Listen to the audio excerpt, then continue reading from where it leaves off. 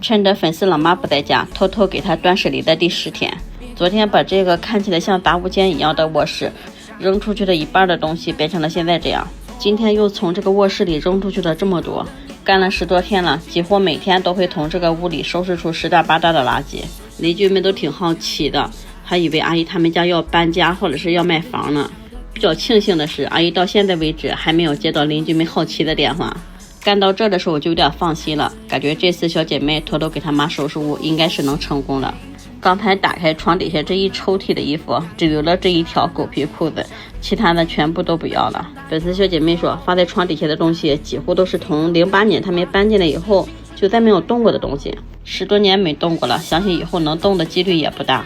这是阿姨的外甥闺女小时候的爬行垫，也没舍得丢。这个家里面之所以有这么多的东西，也是因为这么多年阿姨只进不出，啥都留着了。这个抽屉里面放的大部分都是粉丝小姐妹小时候穿过的衣服，还有以前用的床品。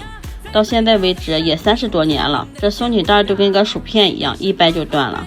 这些毛衣毛裤大部分都是阿姨自己织的，这个格子里的衣服也是全部丢掉了，只留了几床看起来好一点的床品。阿姨的拖鞋真的是无处不在呀，床底下的抽屉里都有，真的是主打一个啥都不舍得丢。从阿姨家翻出来的包大大小小的也有5、60个了吧，今天又找出来了4个，放在床底下多年都不用，都发霉了。把能卖的衣服装一个包，不能卖的就直接丢了。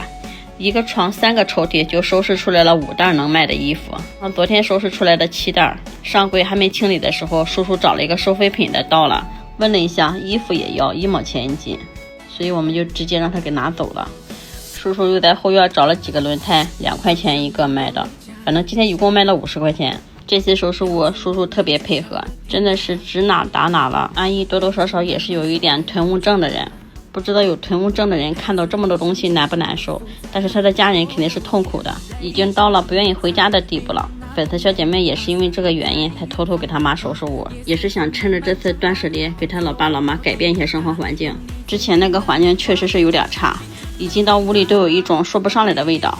这个上柜里面的东西也挺多的，全部都给它拿下来。还有2卷马上要粉化了的海绵，一碰都有点掉渣渣了。看到这个海绵我就想起给我婆婆收拾屋的时候，家里也是有这个，不舍得丢，说是留着做一个坐垫啥的，结果是过了半年多了还一直在那放的。第2次收拾屋的时候说是给大姑姐才拿走的。看看阿姨囤的口罩和手套，这应该都是上班的时候发的，没舍得用。这牛皮纸里面还有这么多口罩呢，保存的还都挺好的。老人可能真这样，啥都是好的都不舍得用。我妈也是一样的，平时嘎鸡爪的时候发了一对新手套不用，非得在那个旧手套上打补丁使。小姐妹让把整捆的留下了，散的就都丢掉了。这个大皮包应该也好多年了吧，也是他们那一代人的记忆吧。这还有一个不知道什么毛的上衣，这是看着都暖和。鞋是不行了，都开始掉皮子了。就这么多的垃圾放家里干嘛？赶紧给他们扔一扔。这还有一个多少年都不戴的围巾了，全部都给它丢掉。有些东西真的不是有用没用的事儿，家里面囤积的东西太多也会影响运气。2个海绵垫子也直接给它丢掉。这一堆衣服是刚才给小姐妹拍视频了，现在她有反馈了，把这些全部都剪出来丢掉。只要是阿姨的衣服口袋必须得翻，她有爱藏钱的习惯。从这个家里已经翻出来了小6000了，多多少少的把这些老衣服也给阿姨留了一些。我感觉再过个10年20年的，可能她还不会动，家里的新衣服都穿不过来呢，还能想起这旧衣服来。但是该留还得给她留一些，要不然回来看的啥都没有了，真怕她受不了。这个抽屉里面放了一些现在用的床单被罩啥的，等用的时候一拉开就行了。1楼还是太潮湿，阿姨不在家，叔叔也不咋晒被，把那些不好有味道的被直接给它丢出来了。我想铺这2个床单，但是感觉有点发霉的味道，拿到太阳底下晒一晒。今天有点晚了，等到明天的时候把床上的被也拿出去给它晒一晒。虽然是叔叔睡觉的房间，但是衣柜里面放的大部分还是阿姨的衣服。我感觉大叔的衣服可能连阿姨的1/10都没有。看看这些毛巾是2个卧室收拾出来的，大叔今天跟我说了，这可千万不能丢，这都是阿姨这么多年工作的见证，这要是丢了他一下就发现了。小姐妹说实在不行他下次回来的时候带点回大连给他消耗消耗。我感觉这种毛巾拖地都不好用，不怎么吸水，反正来了这么多天我是没咋用。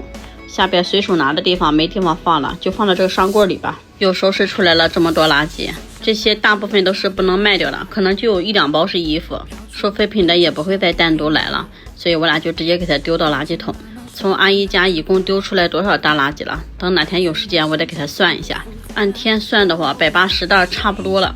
这个房间就剩这个角落没收拾了，看到小姐妹叠的小星星了。这个角落的东西最少也放了1-20年了，这有2盒面膜都已经过期好多年了。这一箱是叔叔的工具就不动了，给他找个地方放起来。叔叔所有的东西我都给他放在这个抽屉里了，到时候他用的时候一拉就行。那也差不多是他的全部家当了。第二天一来我就把这个被给他晾出来了。这个房间是收拾了2整天，是中午开始中午结束的。收拾完第一天的时候我就想，叔叔晚上睡觉终于可以伸开腿了。以前原来床上都是东西，也不知道是咋睡的。这之前叔叔下班都不愿意回家，现在下班着急往回跑。前几天跟小姐妹聊天的时候我才知道，别看阿姨家东西挺多的，但是她平时挺爱打扫卫生的。平时在家也是拿个抹布东擦擦西擦擦，但是擦也只是擦一些能露着的地方，还有地面。我感觉细心一点的小姐妹应该能发现，阿姨家的油烟机其实没有那么脏。叔叔说以前阿姨在家的时候每天都擦一遍，就是不爱扔东西，啥都囤着。看看这晾衣架都囤了这么多，该挂的都挂起来了，还有这么多。我留了一些好一点的植绒衣架，把这些铁丝还有塑料的全部都给它丢掉了。留这么多破烂在家，就是对房子最大的浪费了。把这些没有用的全部都给它丢出去。还有这多余的沙发垫，通通都不要了。这还不知道阿姨是从谁家拿回来的，根本也不是这个沙发上合适的。小姐妹说她也不知道。